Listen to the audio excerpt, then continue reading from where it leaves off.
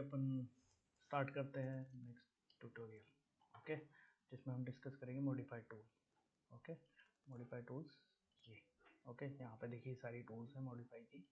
इन सब टूल्स को हम डिस्कस करेंगे आज के वीडियो में। तो यहाँ पे सबसे पहले हम डिस्कस करते हैं align. What is align? AL shortcut होता है लाइन का। और अब जैसे ही मैं यहाँ पे सपोज कोई भी एक ऑब्जेक्ट बनाता हूँ, ओके, अब मैं चाहता हूँ मेरा ये जो लाइन है, ठीक है, और ये लाइन जो है इसका ये फेस जो है ये ऐसे इस फेस में आ जाए या ऐसे बिल्कुल एकदम अलाइनमेंट हो जाए। तो मेरे पास जो मॉडिफाई टूल होती है वहाँ पे अलाइन टूल होती है, उसको मेरे को फेस सेलेक्ट करना होता है। इस फेस से कौन सा वाला? ये वाला फेस। तो ये देखो एकदम अलाइन हो गया। ठीक है, इसी तरह से अगर आपको कोई ये वाला फेस जो है ये इसके अलाइन करना है, ठीक है, तो यहाँ पे ये सेलेक्ट करो और इसको अलाइन कर दो, टच हो जाएगा जाके। अभी लॉक्ड है तो अभी थोड़ा दिक्कत है, ठीक है। तो इस तरह से हम अलाइन करते हैं कोई भी फेस। अगर किसी चीज़ के अलाइन करना है हमें, जैसे मेरे पास ये है, ठीक है, ये कोई ऑब्जेक्ट है, मैं चाहता हूँ ये वाली जो दीवार है ये इस दीवार के अलाइन हो जाए। तो मॉडिफाई में जाऊँगा, यहाँ से ये हम क्यों करते हैं, कई बार आप कॉलम बीम्स ये आगे पीछे हो गए, डक्ट आगे पीछे हो गई, तो उनको सबको एक लाइन में लेने के लिए हम अलाइन यूज़ करते हैं, ठीक है। फिर आता है ऑफसेट। जैसे ऑफसेट लोगे, यहाँ पे मेरे पास कुछ ऑप्शन आते हैं न्यूमेरिकल।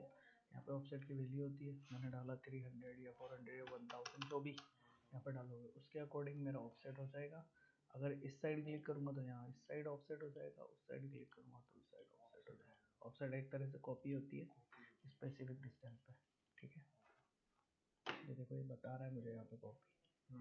अगर इसको यहाँ पे अनचेक कर दोगे तो ये मूव हो जाएगा उतनी डिस्टेंस पे, ठीक है।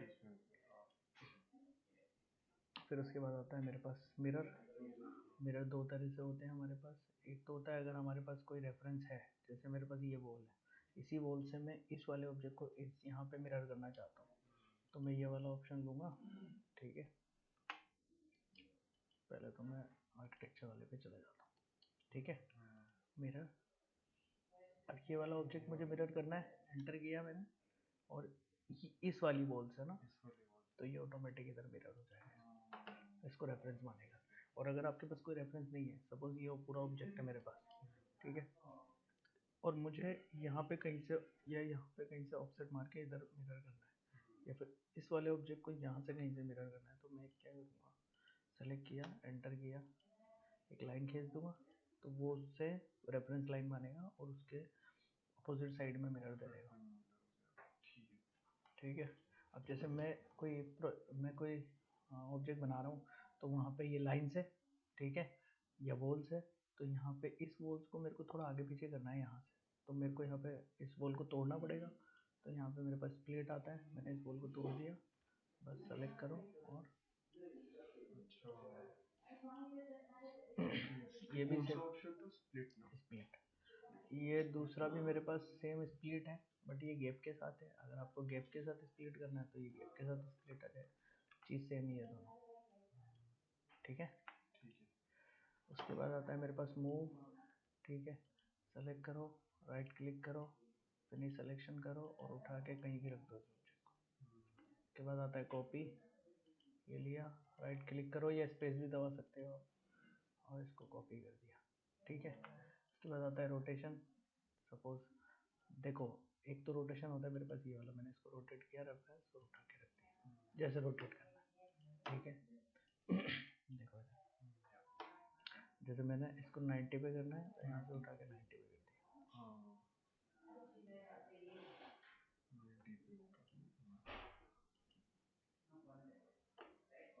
जितना भी आपको रोटेशन जिस हिसाब से देना है उस हिसाब से आप इसको इजीली रोटेशन मार सकते हैं, ठीक है।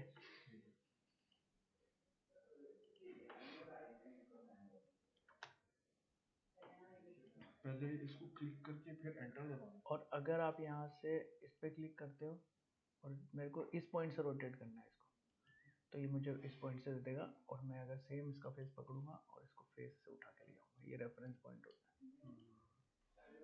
ठीक है। उसके बाद होता है मेरे पास ट्रिम, ठीक है। ट्रिम क्या करता है, जैसे ये वाला और ये वाला, इसको मेरे को ऐसे कॉर्नर में जॉइंट करना है, तो मेरे पास यहाँ पे एक कॉर्नर जॉइंट होता है, टी आर इसका शॉर्टकट होता है। यहाँ से सेलेक्ट किया, यहाँ से सेलेक्ट किया, जॉइंट यहाँ से सेलेक्ट किया, ठीक है जी।